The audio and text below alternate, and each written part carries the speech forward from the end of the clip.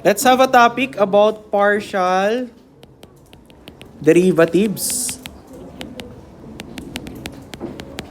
Pag sinabing partial, ano ibig sabihin ng partial? Kakaunti lang, di ba? Hindi kabuuan.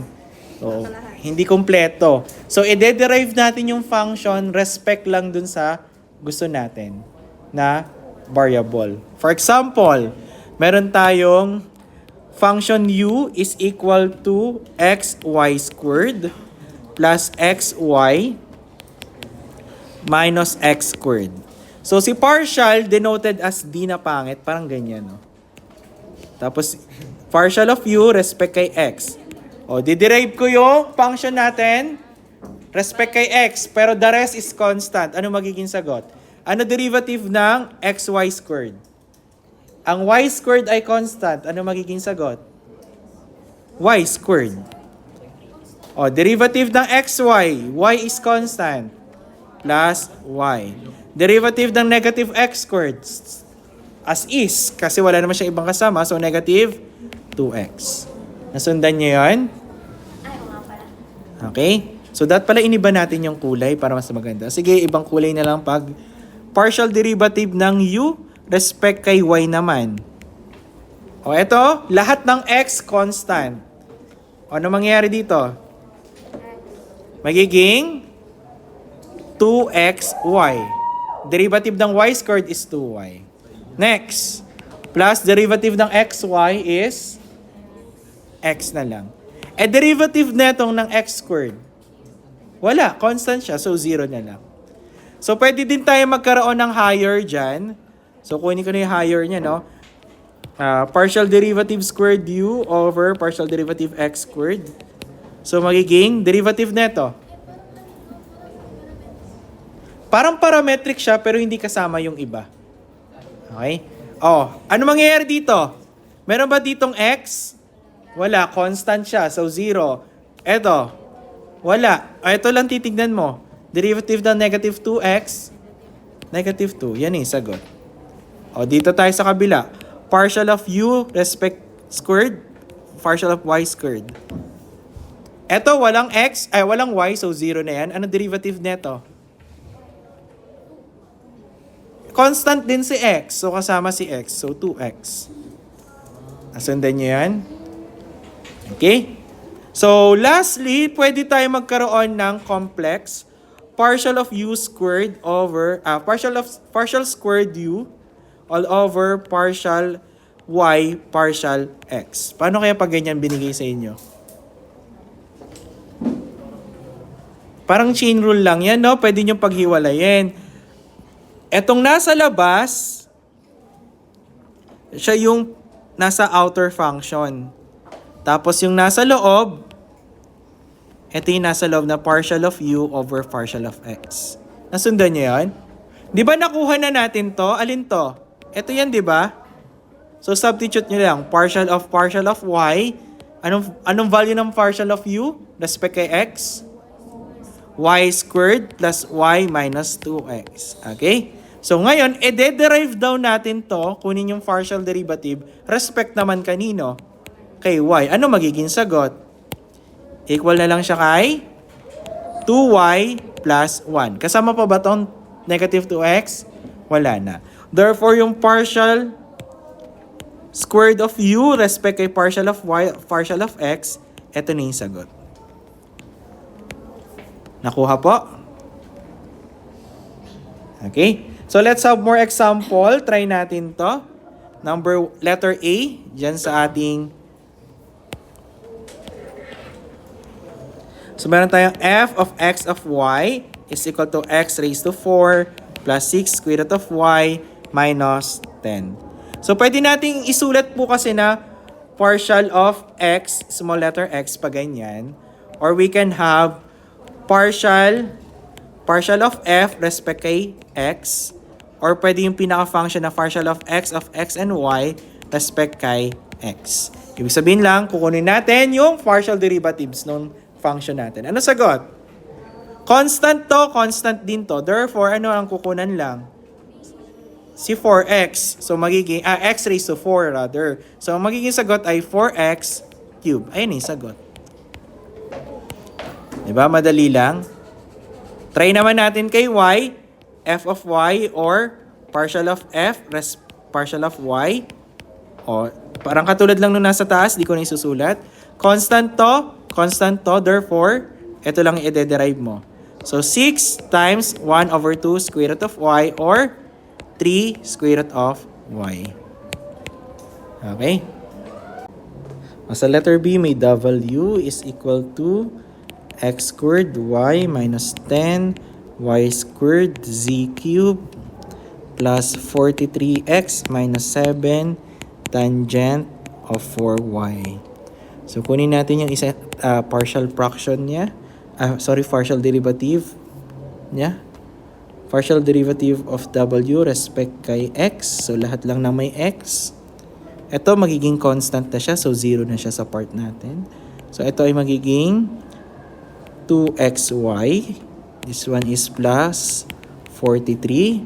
Ito ay 0 na din yan respect kay x. Okay? So, ito yung sagot natin. Next, try naman natin partial derivative of w respect kay y. So, ito may y. Constant naman yung x squared. So, x squared. Then, ano pa?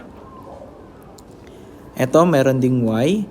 So, magiging, etong part na to, i-derive natin. So, magiging derivative ng y squared is 2y. So, times negative 10 is negative 20y. Tapos, z cubed. Dito, 0 na. And then, dito na lang. So, inner function 4y, derivative nun is 4. So, negative 28. Then, derivative ng tangent is secant. Squared 4y. Okay? And lastly, gamit naman tayo partial of derivative ng w respect kay z. O, ito 0, wala kasing z. Ito din 0, walang z. Ito din 0, walang z. So, dito lang tayo magpo-focus kung saan sa may z. So, z cube, derivative ng z cube ay 3z squared. So, multiply lang natin by the constant. So, we have negative 30y squared z squared. Answer. Okay? Then, letter C.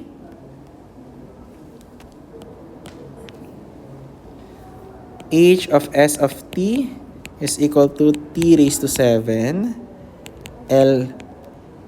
ln of s squared plus 9 of t cubed minus 7 as 7th root of s raised to 4. Pag mga ganito, no, katulad nito, nasa ilalim yung variable na may exponent, tapos ito din, naka-radicals, gawin natin na exponentials sa lahat. So, s of t, h of s and t, magiging t raised to 7 ln s squared plus 9t raised to negative 3 minus s 4 raised to 4 over 7. Diba? So, kunin na natin yung partial derivative niya. Gamit tayo ng h respect kay s. So, lahat lang ng may s. Ito may s, ito may s. Itong part na to ay 0. Kasi wala siyang s. So, derive natin to. T raised to 7, constant. Derivative ng ln s squared. Ang nasa taas ay du. So, 2s over s. Then, plus derivative neto. Minus pala, no? Minus 4 over 7 s minus 1, which is negative 3 over 7. So, pwede nating isimplify pa. Equal ngayon siya sa cancel. S squared to, no? Cancel yung s. Cancel yung isang s. So, we have 2t raised to 7 over s minus 4 over 7s raised to negative 3 over 7. Okay? Ano naman, partial derivative ni h respect naman kay t. So, itong part naman na to ay 0 sa kanya kasi walang t. Itong dalawa meron. Pero itong part ng ln, constant na siya. So, ang i-derive mo lang, ito. So, 7t raised to 6 ln s squared minus, power rule lang, 27t raised to negative 4.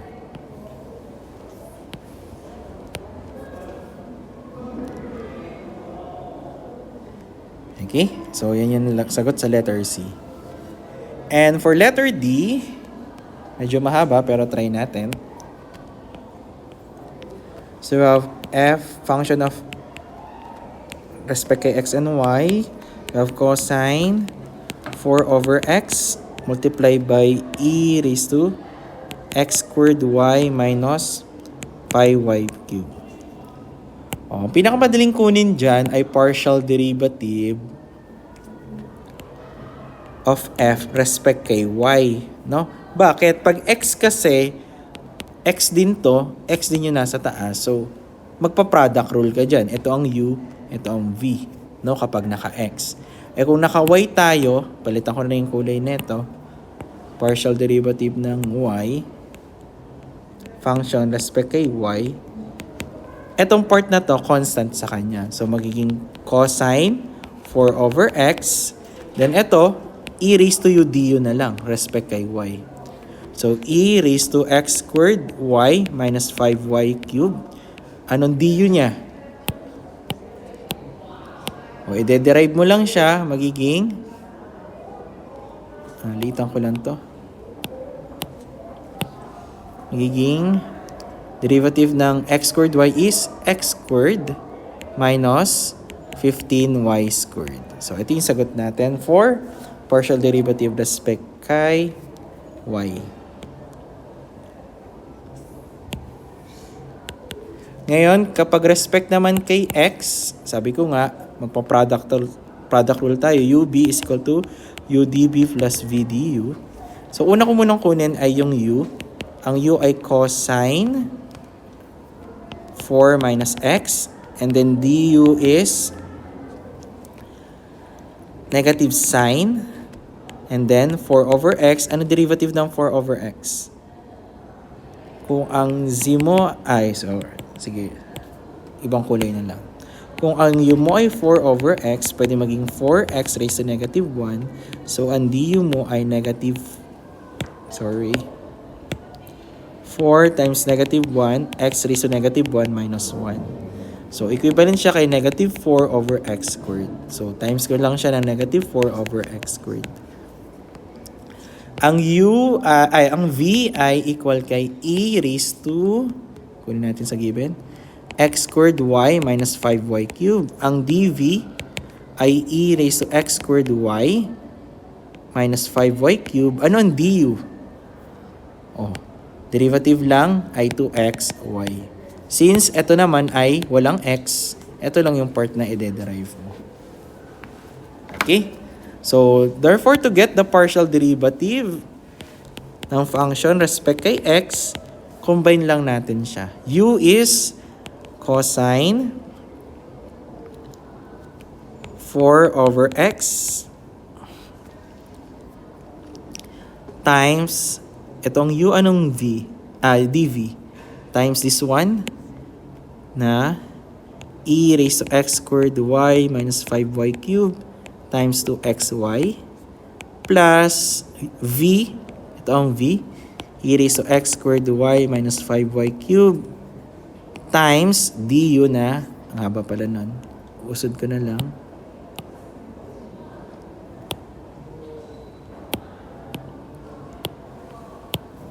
times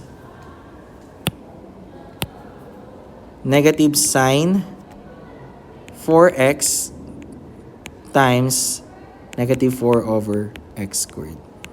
Okay? So, negative times negative, magiging positive naman. Cancel na din to. Tanggalin ko na to. Okay, nabura na yan. So, pwede natin tong i-rewrite pa, no? Like terms to, saka ito. So, pwede natin pagsamahin sila. So, we have partial of f respect kay x. So, we can have e raised to x squared y minus 5y cubed times cos, okay, iharap ko na to, no? 2xy ng cosine 4 over x plus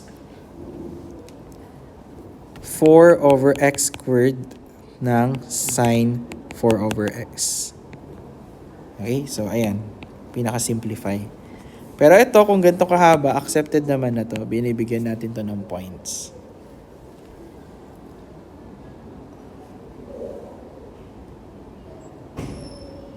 Question? So kung wala na, ayan na yung sagot natin for letter D.